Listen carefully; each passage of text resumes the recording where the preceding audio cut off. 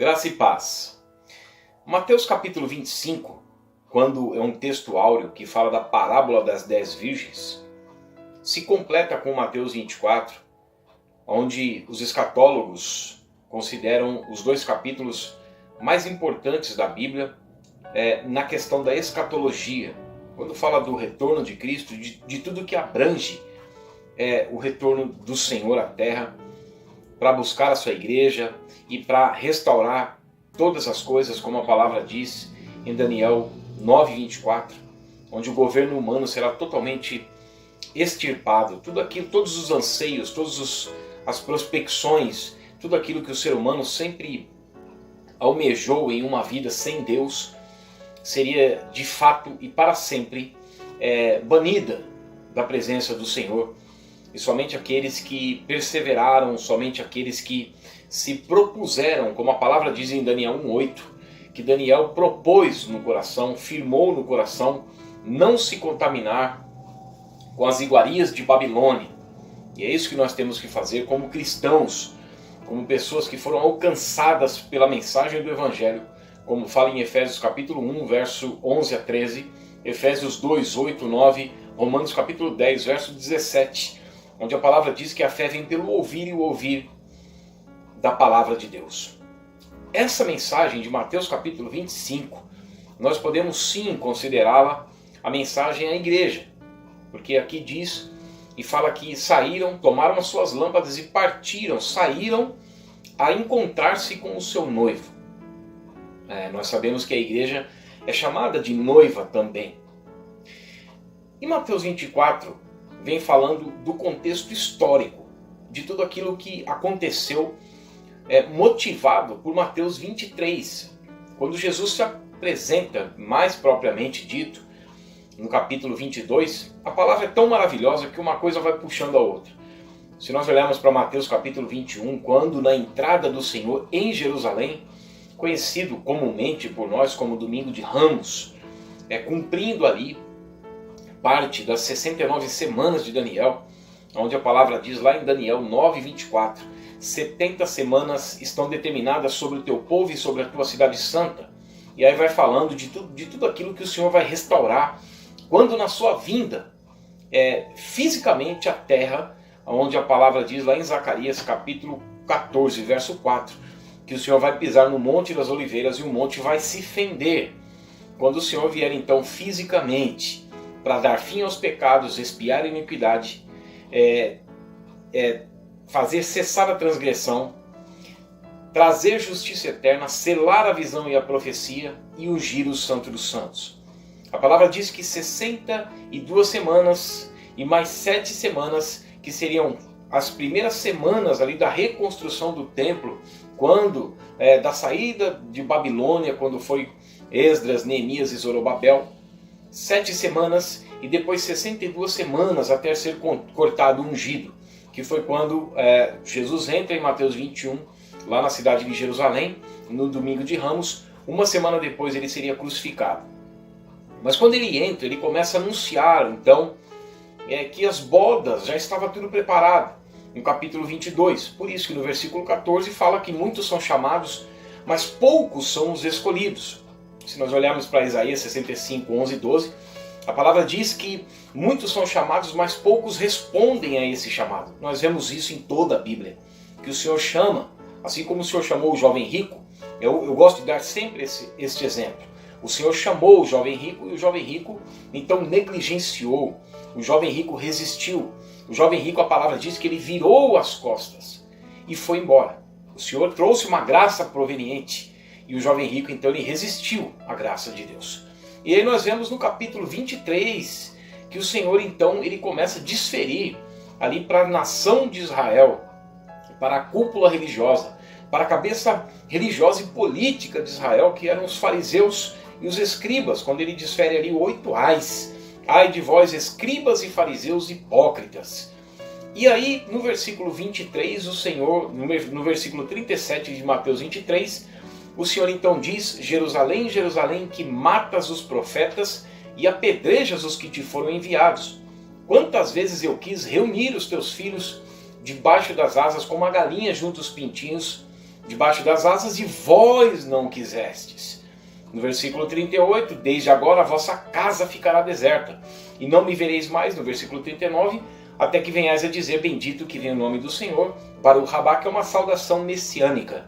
Se nós olharmos, houve uma resistência, houve uma rejeição da nação de Israel, como o Senhor fala em Romanos 10, 21, todos os dias estendi as minhas mãos a um povo rebelde e contradizente, e isso nós podemos estender a toda a raça humana, como diz lá em Romanos capítulo 1, versos 18 a 21 e depois até 32, onde fala que eles, tendo o conhecimento de Deus, não glorificaram como sendo Deus.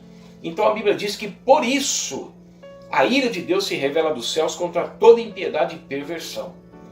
E aí nós vemos no capítulo 24 de Mateus, quando o Senhor ele está saindo do complexo do templo, e ele já tinha lançado uma palavra de maldição, desde agora a vossa casa ficará deserta, que seria o templo de Salomão, e os discípulos então vêm tentando dar um jeitinho, e mostra as construções do templo para o Senhor, e diz, vê que construções, e Jesus diz, vede tudo isso, pois eu afirmo que não ficará aqui pedra sobre pedra que não seja derribada. O Senhor então fala aquilo que aconteceria 70 anos depois, quando, através do general Tito Romano, Jerusalém então é destruída e queimado o templo e o ouro derrete, se enfia pelas frestas, pelas pedras, então eles tiram pedra por pedra para tirar então o ouro. Se cumpriu o que Jesus dissera, não ficará aqui pedra sobre pedra que não seja derribada.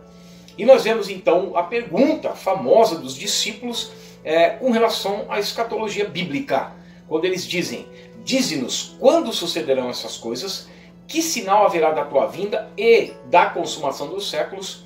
Ou é uma pergunta correlata, junta, talvez duas perguntas e não três. E Jesus então começa a falar sobre o princípio das dores, começa a falar sobre o engano, como haveria então um espaço de tempo de 2000 anos, onde a igreja andaria na terra.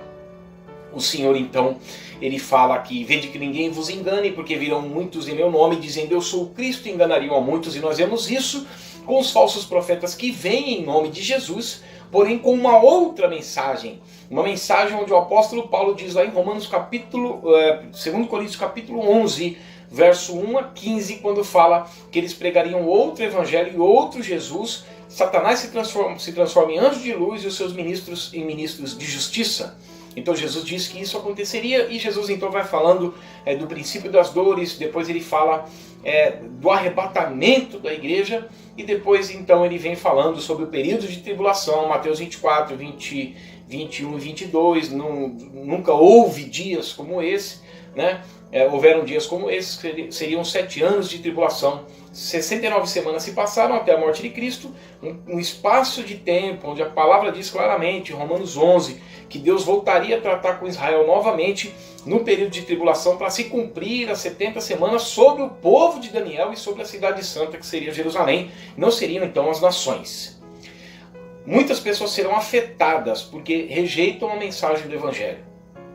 E aí nós terminamos o capítulo 24, quando o Senhor então ele faz ali um paralelismo, ele mostra mais ou menos como seria na realidade com relação como identificar esse tempo, que seria a parábola da figueira, Mateus 24, 32, 34. Aprendei, pois, a parábola da figueira, quando os seus ramos se renovam e as suas folhas brotam, sabei que está próximo às portas, ou o verão estaria próximo. E assim também vós, quando virdes todas essas coisas acontecerem, sabei que está próximo às portas.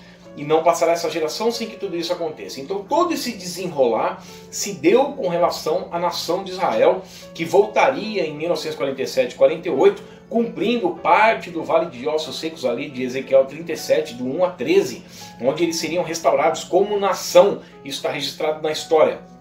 E no versículo 14, onde eles seriam restaurados para a salvação, cumprindo então Romanos capítulo 11, verso 26. Porém, em vós o meu espírito vivereis, em Romanos 11, 26, e de Sião virá o libertador, então todo Israel será salvo após a entrada da igreja.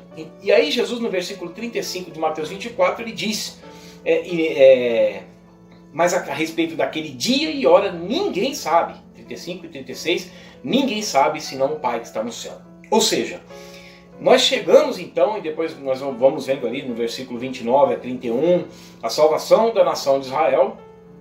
E no versículo 25, no capítulo 25, o Senhor então vai mostrando o que seria essa parábola das 10 virgens. A preparação para a igreja.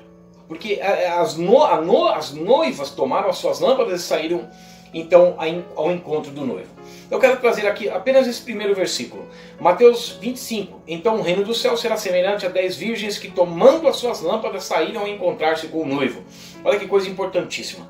Tomando as suas lâmpadas, saíram a encontrar-se com o noivo. A lâmpada nós sabemos que é a palavra de Deus.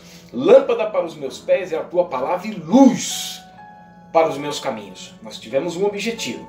Uma coisa que eu quero trazer aqui para os irmãos. O objetivo, o foco é Cristo. Por isso que em Hebreus capítulo 12 fala: visto que estamos rodeados de tão grandes nuvens de testemunha, desembaracemo-nos de todo o peso e do pecado que tenazmente nos assedia, e corramos com perseverança a carreira que nos está proposta. Veja que lá em Filipenses capítulo 3, verso 12 a 16, fala então do prêmio da soberana vocação, ou seja, de avançar para aquilo pelo qual nós fomos alcançados. Então nós temos um foco, e aqui elas saíram a encontrar-se com o noivo. Quando se fala aqui que eram 5 dentre elas eram nécias e 5 prudentes, essa palavra prudência, ela quer dizer promenismo, que quer dizer uma disposição mental para andar com Deus, para buscar a Deus. Então o título disso que eu coloquei, a prudência no viver. E o que é isso aos olhos de Deus? Prudentes. O termo utilizado no texto refere-se à mente. Quando se fala de mente, meus amados, se fala de coração, de alma. Isso está aí, por exemplo, nós vemos essa corrupção total e completa lá em Romanos capítulo 3, verso 10 a 18. No intelecto, nos sentimentos, no poder de decisão, nós somos corrompidos por causa do pecado original. E aí as pessoas então viveriam na vaidade dos seus próprios pensamentos. Isso não é andar prudentemente. Então, vida com prudência está relacionada à santidade. Hebreus capítulo 12, verso 14. Seguir a paz com todos, e a santificação, sem a qual ninguém verá a Deus. E para a igreja está ligado a 1 Pedro capítulo 2, versos 5 e 9, que nós fomos feitos uma raça eleita, um sacerdócio santo, uma nação santa, para servir a Deus e para apresentar a Ele sacrifícios de louvor. Este é o objetivo que muitos estão deixando, mesmo tendo consciência de que nós fomos resgatados da nossa vil e da nossa vã maneira de viver para andar com Deus. Então, Mateus capítulo 25, nós vamos trazer aqui vou trazer aqui um breve paralelismo nesses versículos para termos um pouco de entendimento sobre o que fala, porque a Bíblia diz que a nossa vida é medida a palmos. Deus mede a nossa vida a palmos. E isso está lá em Salmo 39, versículo 5, e lá em Eclesiastes capítulo 12 fala que a nossa vida está presa por um fio de prata. Nós vamos prestar contas a Deus.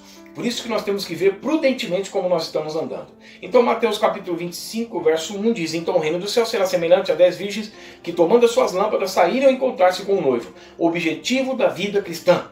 O apóstolo Paulo fala lá em 2 Tessalonicenses capítulo 2, verso 2, que nós não devemos nos mover da nossa mente com facilidade, quer por epístola, quer por palavra, quer por espírito, ou seja, quer por algum livro que nós leiamos, quer por alguma pregação que nós ouçamos, ou quer por alguma revelação que alguém venha trazer de forma escusa, subjetiva, subliminar, que nós devemos apenas crer na mensagem e na revelação da palavra de Deus. É lógico que Deus fala ainda nos dias de hoje.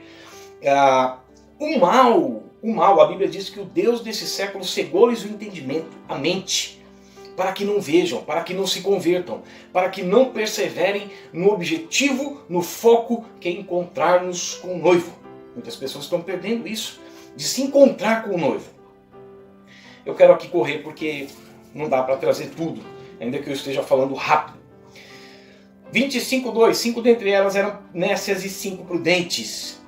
Todas tinham lâmpadas, todas têm a palavra, mas nem todas perseveram no Espírito, nem todas se deixam ser guiadas pela palavra, todas as pessoas não se deixam ser guiadas. Talvez metade da igreja seja salva. Talvez nos nossos dias a grande maioria não será salvo, porque a Bíblia diz que muitos, a maioria, se cercaria de mestres segundo as suas próprias cobiças. O Senhor Jesus disse que largo e espaçoso é o caminho que conduz à perdição, e muitos, a grande maioria, entrará por ele, porque abandonaram, rejeitaram, deixaram o primeiro amor, não se arrependeram e não voltaram à prática das primeiras obras. Versículo 3. As nécias, ao tomarem as suas lâmpadas, não levaram azeite consigo. Então aqui eu coloco Mateus capítulo 13, verso 10 a 13. Não deixam, verso 19 a 23, não deixam enraizar a palavra. Ou seja, não continuam com a orientação do Espírito. João 14, 26.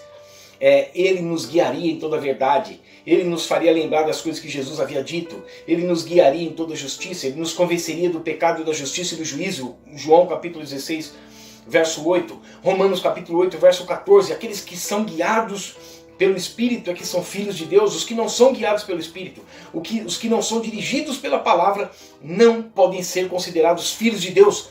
São pessoas então que abandonam, são pessoas que rejeitam a caminhada cristã. No versículo 4. No entanto, os prudentes, além das lâmpadas, levaram azeite nas vasilhas. Esse é a boa terra, onde caiu a palavra no coração. Levaram as vasilhas, ou seja, se armaram com a totalidade do Evangelho, com a armadura de Deus, como diz Paulo, fala lá em Efésios capítulo 6, verso 10 e verso 18. São pessoas que são prudentes, elas têm disposição mental para buscar a Deus. Elas estão com vontade, elas não rejeitaram, elas estão cumprindo o que diz lá em Mateus capítulo 24, verso 13. Mas aquele que perseverar até o fim será salvo. Porque reconhecem que necessitam do Senhor, porque reconhecem que necessitam da orientação do Espírito, porque sabem que em si próprio não há disposição, não há força, não há entendimento. Todos pecaram e destituídos foram da glória de Deus, por isso são dependentes do Senhor e da sua palavra. A exposição da tua palavra dá luz e entendimento aos simples, e essas pessoas então reconhecem isso. No versículo 5, e tardando o noivo foram todas tomadas de sono e adormeceram. Isso aqui quer dizer, para muitos, deixar de crer. A palavra diz que, Mateus capítulo 13, verso 22, as preocupações do mundo e a fascinação das riquezas. Também Lucas escreve que o Senhor Jesus dizendo que o nosso coração não deve se sobrecarregar da orgia, da bebedeira, das preocupações do mundo. Mateus 15:33, as más conversações corrompem os bons sentidos, os bons costumes. Pessoas que se deixam levar pela maioria, pessoas que não têm convicção na palavra, porque muitas vezes nós não vemos nada. Nós não somos guiados pelo que nós vemos, nós somos guiados pela palavra, pela esperança. A Bíblia diz em Romanos 8 que na esperança nós somos salvos. Muitas vezes nós não estamos vendo, muitas vezes a nossa vida não anda, muitas vezes nós entramos no reino de Deus por meio de muitas tribulações, todas foram tomadas de sono, mas existem aquelas que perseveram, mas existem aquelas pessoas que despertam, por isso que dizem em Efésios 5,14, desperta tu que dormes, levanta-te dentre os mortos e Cristo te iluminará. De que lado você está? A palavra diz que muitos naquele dia ressurgirão do pó da terra, uns para alegria e coroação eterna, e outros para vergonha e horror eterno. A profecia está aí. De que lado eu estou? De que lado nós estamos? Então, e também no versículo 6 diz, mas à meia-noite ouviu-se um grito, eis o noivo, saía ao seu encontro. Eis o noivo, saía ao seu encontro. Uma coisa muito importante aqui, é a meia-noite. A meia-noite é considerado na escatologia bíblica como o período que se aproxima, as profecias que estão diante dos nossos olhos. A palavra diz em Romanos capítulo 13, verso 11 a 13, digo isso a vós outros que conheceis o tempo. A nossa salvação está agora mais perto de nós do que quando no princípio cremos. Portanto, nos revistamos de Cristo, nos revistamos da nova criatura, nos revistamos da armadura de Deus. Digo isso a vós outros que conheceis o tempo. O tempo está aí. As profecias estão diante dos nossos olhos. Nós vemos o esfriamento do amor. Eu quero parar por aqui. Nós vemos o esfriamento do amor. Nós vemos muitas pessoas abandonando a fé. Digo isso a vós outros que conheceis o tempo. As profecias estão diante dos nossos olhos. As Escrituras estão aqui para nos guiar, para nos alimentar e para nos fortificar até aquele grande dia, até o dia de nosso Senhor e Salvador Jesus Cristo. Amém?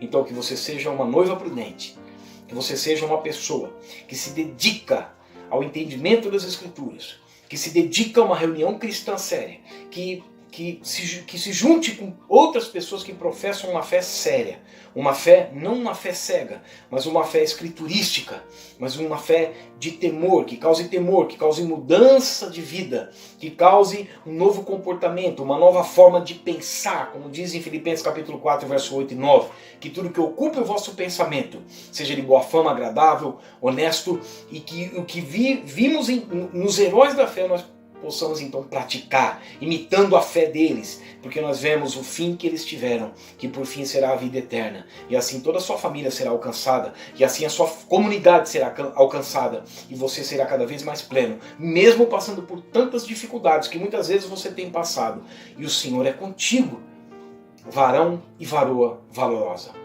Em nome do Senhor Jesus. Amém.